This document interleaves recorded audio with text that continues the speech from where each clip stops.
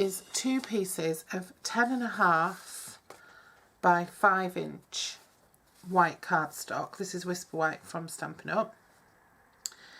And I've scored each piece at 1/2 inch, 5.5 inches on the long side. So 1/2 inch and 5.5 inches.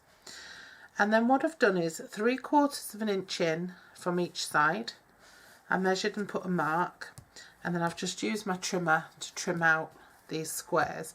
Now if you wanted, you could use a die, and you'd need a die that was 3 3/4 square to do that.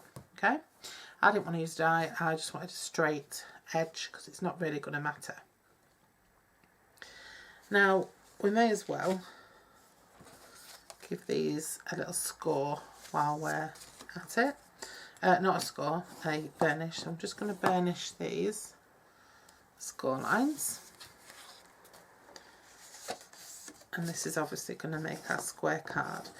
Now do note that one of the 4 sections you don't cut anything out of. That one stays intact. Okay. And then choose your best side. The best side is usually the side you had up and you cut down into. And then eventually they're going to all fit together like that. Okay, so these little tabs here are going to be glued to glue our card together. But what I'm going to do is I'm going to work on each piece individually. So I'm going to first work on this back panel. Now to make your light reflect, what I've done is I've got a piece of mirror card, and I think I got it from Create and Craft. And it's like a really sort of, can't really tell, it's like a really soft pink. And this is 4 3/4 by 4 3/4. And what I'm going to do is I'm just going to attach that using tape onto the back, what's going to be the back of my card. Sorry about that noise in the background, my dog's having a dream. I'm just going to attach that onto the back, leaving a little white border around, and that will reflect the light a bit better, and it's going to give it a little pink, a bit of a pink hue, which will be nice.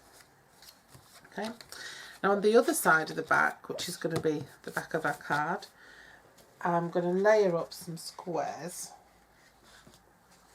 And the first of these is the blue one. This is, again, I'm using the new in colours from Stampin' Up, or this year's in colours. That's 4 1/4 squared. And then I've just cut a piece of scrap white using a scalloped square die that's 3 inches.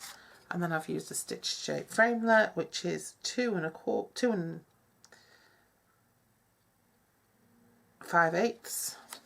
And then I've got another white piece which has got scalloped edge, which kind of gives you a little embossed line around the edge.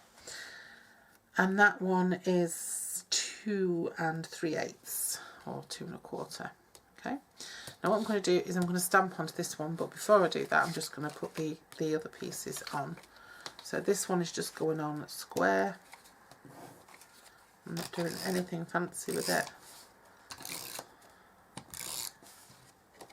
That's just going on like so. Remember, the theme for this card was squares, or it was a square that was illuminated, so, or sparkles. Oh, that's a bit, got a grubby spot there. And then again, this is in the Pretty Pose? I don't know what it's called because the ink never came out, did it? I don't think it's still available now. And that's just, they're all just going to layer up, and then I'm just going to stamp onto this one.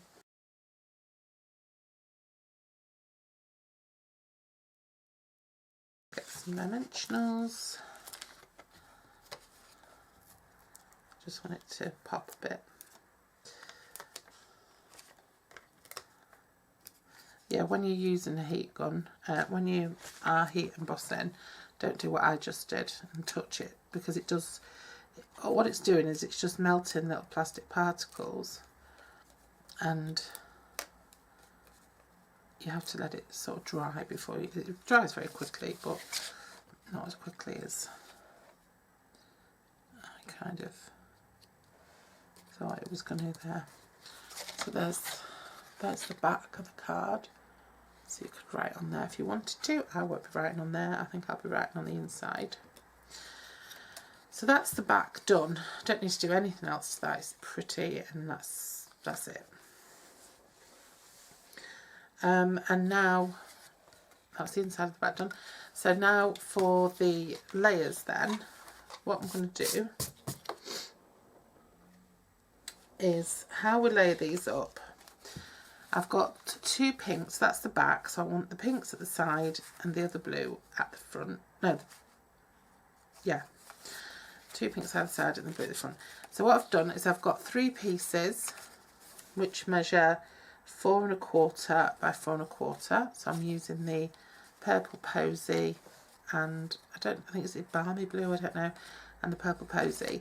And then I've taken a stitch shape framelit, because it's left this like relief, almost looks like it's got like a beveled edge, and that measures 2 7/8. It leaves a 2 7/8 aperture, so I reckon it's a 3 inch by 3 inch square, and I've cut that out of the centre of all of those using a die cutter. You can, if you haven't got a die cutter or a die, you just measure it out. Again, I think it's 3/4 of an inch from each side. Just use your trimmer and do it with that. And then I've got 3 pieces of vellum which measure 3 3/4 by 3 3/4. And what I'm going to do is, I know that's a blue, that's my back because it's blue, so I know the blue goes on the front, so I know this side here is going to be pink, and I'm going to sandwich the vellum between the 2 layers, so we're not going to have any untidy edges in here, because it just sort of fits around the edges there, and then that's going to layer over the top of it like so. So from the inside it's all going to look very neat. And then I've used a die that I got with a magazine to cut out this little house and starry or snowy night scene. It's beautiful, and if you want some of these, and if you really want to copy this and you can't find a die that's similar or the same, drop me a line, and I'll happily cut some out for you and send them to you. So these are part of a snow globe scene. So you don't really need them to stand open like this. Now what you could do, if you wanted to, you could have them pressed tight at the back of your vellum, but I thought that looks a bit messy from the other side. And then I think you get a much nicer effect if it's like that between the vellum and the pink layer. So that gets layered, and then that all gets laid on there. Okay, because these can be pulled a little bit forward, and you get a little bit of dimension going on then if you do it like this. So what I'm going to do is, I'm not going to mess about anymore. I'm going to fasten these onto the back of the pink. So I want them to sort of sit, not bothered if they're not all the same, with the front door kind of just on about 1/8 of an inch away from the edge. I'm not that fussed where it is. I'm just going to put, you could use a silicone mat for this, because, or you could use wet glue. I'm going to use some wet glue, because you want that right up to the edge there. So I'm just going to line it up and put it on the edge there. And it doesn't matter if you've got a couple of little corners showing or whatever you've got going down. Doesn't matter if it's not entirely straight, nothing matters, because this is craft. Now what you can do is you can glue this all the way around, or you can just tape it tape it on, or you could, whatever you want to do. You're not going to, I mean, you are going to sort of see it from a little bit from the inside, but not much, if you stick your glue really close to this edge and glue over your little cutout.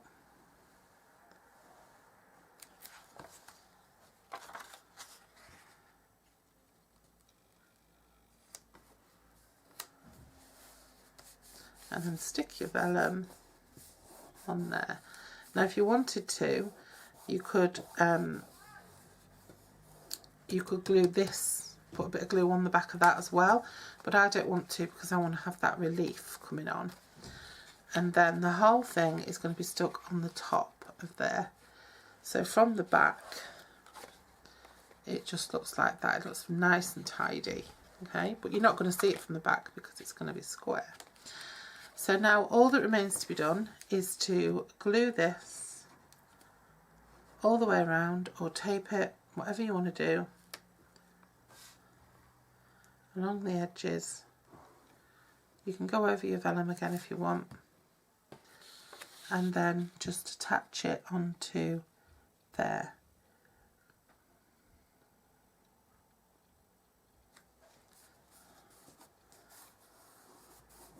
Okay.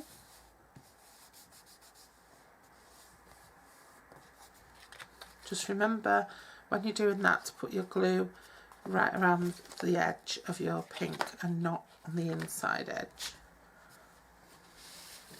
I've got a bit of glue there, but that doesn't matter because we're going to do something else in a minute anyway. And then we're just going to do the same thing for the other two sides. Just remember, make your two sides up, and then you can just add them onto your card. Just remember to get them in the right order if you're using different colours. So I'm just going to put some really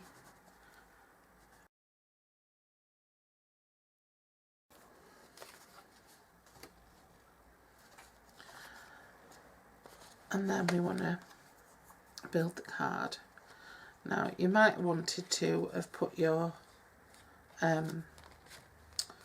mirror card on after you'd attached this, but who cares? It's the inside, no one's going to see it. So I'm going to just pop that down there. I like to build the back up first.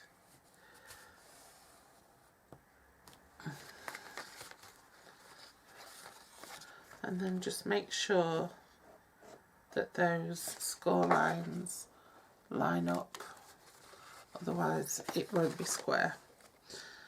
Use your bone folder to give it a good press down. Make sure it's all nice and ironed.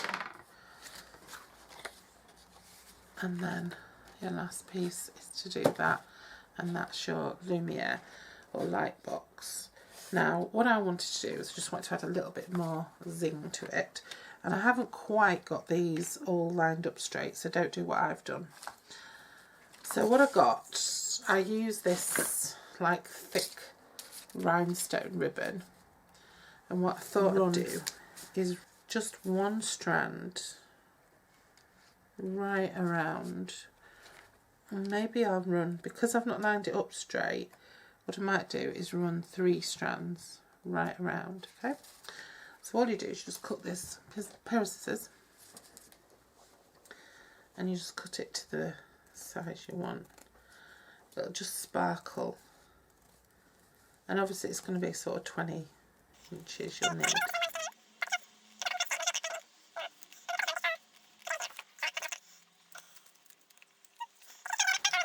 So this is a good way to get sparkle and illumination through a bit of bling. So I'm just going to run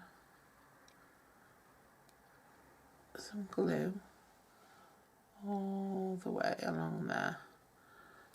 I'm just going to let it get tacky before I do anything else. Just going to let it have a second. I'm going to take it right up to the edge there.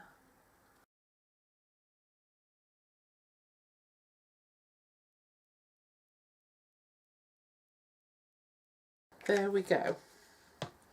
So it's a super simple card, but it is very effective. And to post it, you could probably get away, once the diamond is all set, you could probably get away with folding it into a 5x5 envelope, but you would have to wait for this to all set. Okay, or you could have used a ribbon, or you could use bands of glitter paper or something like that. Now I can't really show you it from this angle in action, but I can tell you that it is really pretty. I will insert, and you really do get a glow from the foil at the back. I will insert some footage. Let me just, so that you know I'm not joking, I'll insert some footage from my phone that I'm going to take now. There you can see it glowing away in all its 3D glory. You're getting a nice reflection off the back there. It's lovely. And there's loads of room. You could fit a massive or a few tea lights in there. You could bring them right up to the front, or you could, look at that. It's just so pretty. What a lovely Christmas card. And so that's it. I'm going to take some pictures now to use on my blog. Anything you want to ask away. I'm just tidying up so I can crack on the next project. And thanks for watching, and I'll see you again really soon. There you go, look. Have another look at it. Even just the back makes a gorgeous card without all the glowing.